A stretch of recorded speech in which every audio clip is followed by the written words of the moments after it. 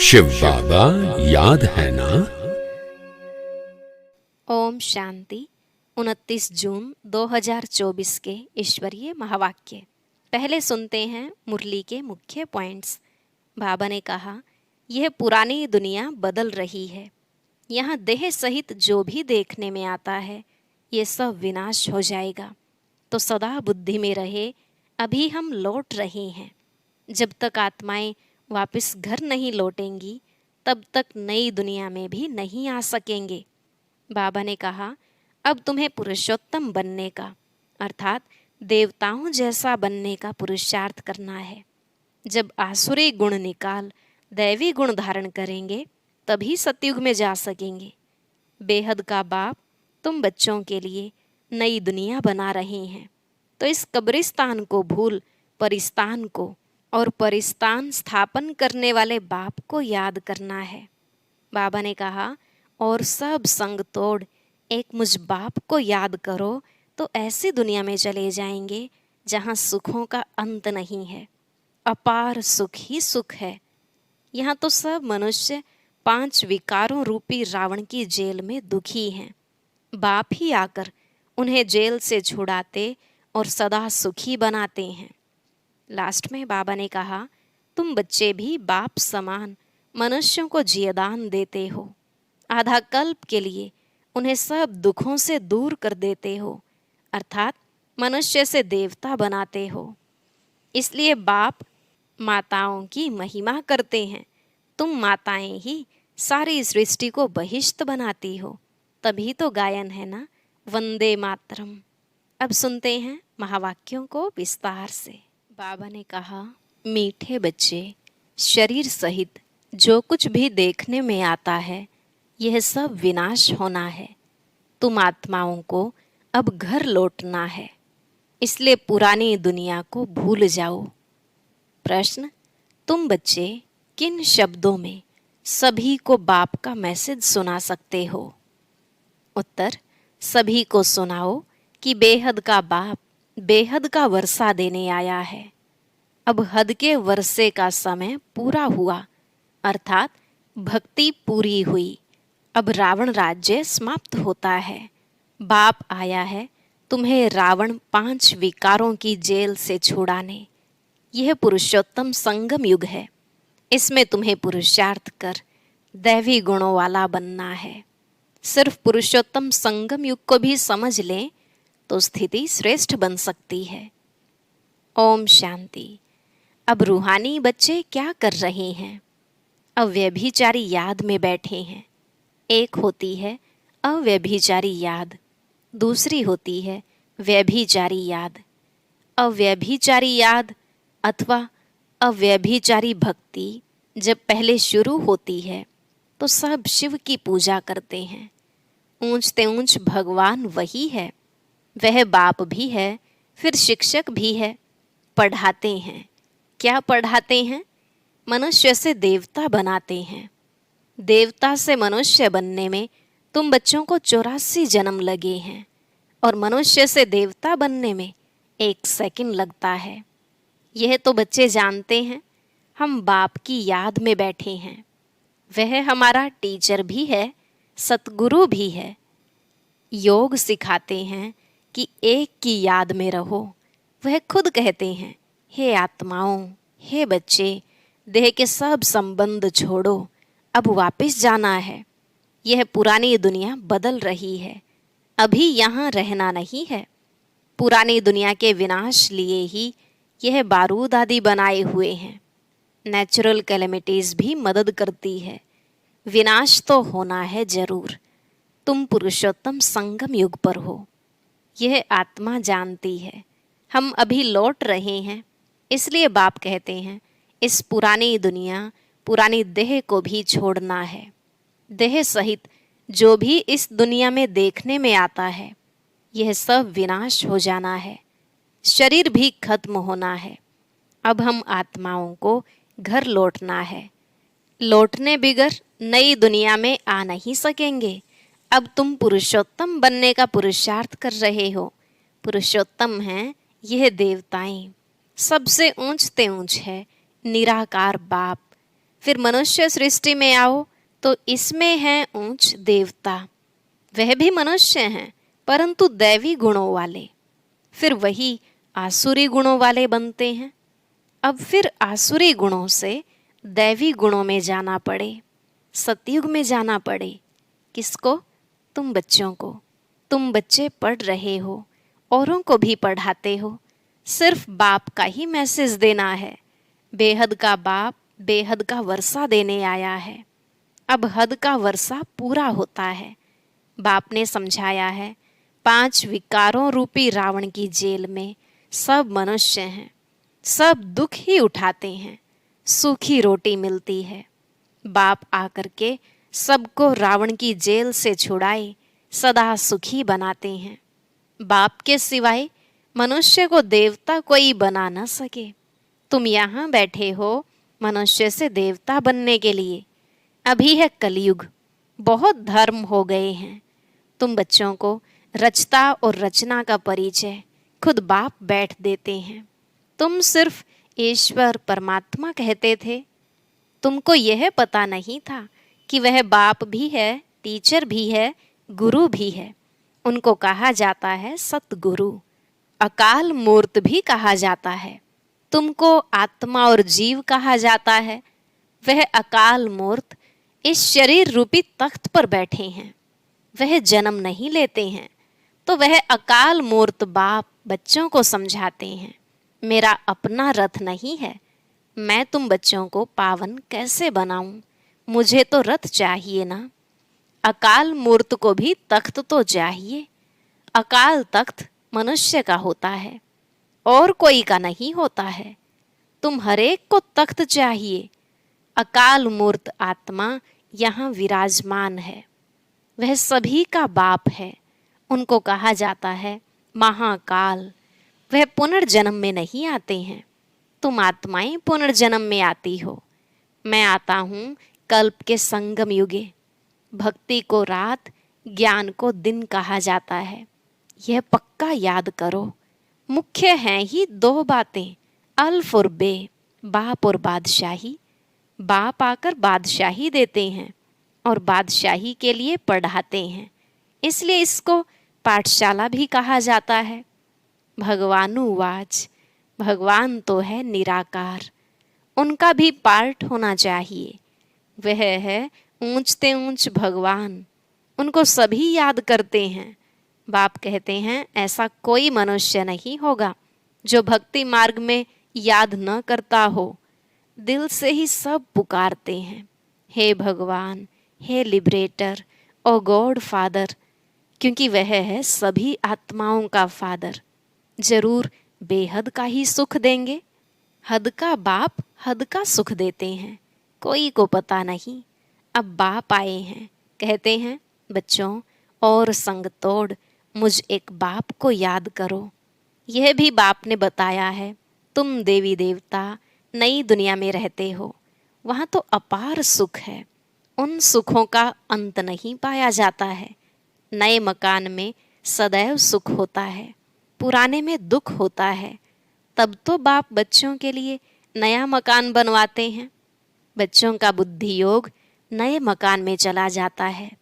यह तो हुई हद की बात। अभी तो बेहद का बाप नई दुनिया बना रहे हैं।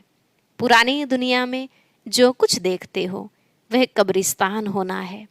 अभी परिस्तान स्थापन हो रहा है। तुम संगम युग पर हो। कलयुग की तरफ भी देख सकते हो, सतयुग की तरफ भी देख सकते हो। तुम संगम युग पर साक्षी हो, देखते हो। प्रदर्शनी में अथवा म्यूजियम में आते हैं तो वहाँ भी तुम संगम पर खड़ा कर दो। इस तरफ है कलयुग, उस तरफ है सतयुग, हम बीच में हैं। बाप नई दुनिया स्थापन करते हैं जहाँ पर बहुत थोड़े मनुष्य होते हैं और कोई भी धर्म वाला नहीं आता है। सिर्फ तुम ही पहले पहले आते हो। अभी तुम स्वर्ग में जाने का पुरुषार्थ कर रहे हो। पावन बनने के लिए ही मुझे पुकारा है कि हे बाबा, हमको पावन बनाकर पावन दुनिया में ले चलो। ऐसे नहीं कहते कि शांति धाम में ले चलो। परम धाम को कहा जाता है स्वीट होम। अभी हमको घर जाना है। जिसको मुक्तिधाम कहा जाता है, जिसके लिए ही सन्यासी आदि शिक्षा देते हैं, वह सुख धाम का ज्ञान दे नहीं सकते। वह हैं निवृत्ति मार्ग वाले। तुम बच्चों को समझाया गया है कौन कौन धर्म कब कब आते हैं। मनुष्य सृष्टि रूपी झाड़ में पहले पहले फाउंडेशन तुम्हारा है। बीज को कहा जाता है वृक्षपति। बाप कहते हैं मैं वृक्षपति ऊपर में निवास करता हूँ। जब झाड़ एकदम जड़जड़ीभूत हो जाता है तब मैं आता हूँ देवता धर्म स्थापन करने। बनेन ट्री का बड़ा वंडरफुल झाड़ है, बिगर फाउंडेशन बाकी सारा झाड़ खड़ा है। इस बेहद के झाड़ में भी आदि सनातन देवी देवता धर्म है नहीं, बाकी सब धर्म खड़े हैं। तुम मूल वतन निवासी थे, यहाँ पार्ट बजाने आए हो। तुम बच्चे ऑल राउंड पार्ट बजाने वाले हो, इसलिए 84 जन्म है मैक्सिमम, फिर मिनिमम 1 जन्म। मनुष्य फिर कह देते 84 लाख जन्म। वह भी किसके होंगे यह भी समझ नहीं सकते। बाप आकर तुम बच्चों को समझाते हैं 84 जन्म तुम लेते हो। पहले पहले मेरे से तुम बिछुड़ते हो। सतयुगी देवताएं ही पहले होते हैं। जब वह आत्माएं यहाँ पार्ट बजाती हैं तो बाकी सब आत्माएं कहाँ चली जाती हैं यह भी तुम जानते हो। बाकी सब आत्माएं शांति धाम में होती हैं। तो शांति धाम अलग हुआ ना, बाकी दुनिया तो यही है, पार्ट यहाँ बजाते हैं। नई दुनिया में सुख का पार्ट, पुरानी दुनिया में दुख का पार्ट बजाना पड़ता है। सुख और दुख का यह खेल है, वह है राम राज्य। दुनिया में कोई भी मनुष्य यह नहीं जानते कि सृष्टि का चक्र कैसे फिरता है। न रचयिता को न रचना के आदि मध्य अंत को जानते हैं। ज्ञान का सागर एक बाप को ही कहा जाता है। रचयिता और रचना के आदि मध्य अंत का ज्ञान कोई शास्त्र में है नहीं। मैं तुमको सुनाता हूँ, फिर यह प्रायलोप हो जाता है। सतयुग में यह रहता नहीं। भारत का ही प्राचीन सहज राजयोग गाया हुआ है। गीता में भी राजयोग नाम आता है। बाप तुम्हें राजयोग सिखलाकर राजाई का वर्षा देते हैं। बाकी रचना से वर्षा मिल न सके, वर्षा मिलता ही है रचता बाप से। हर एक मनुष्य क्रिएटर है, बच्चों को रचते हैं। वह है हद के ब्रह्मा, यह है बेहद के ब्रह्मा।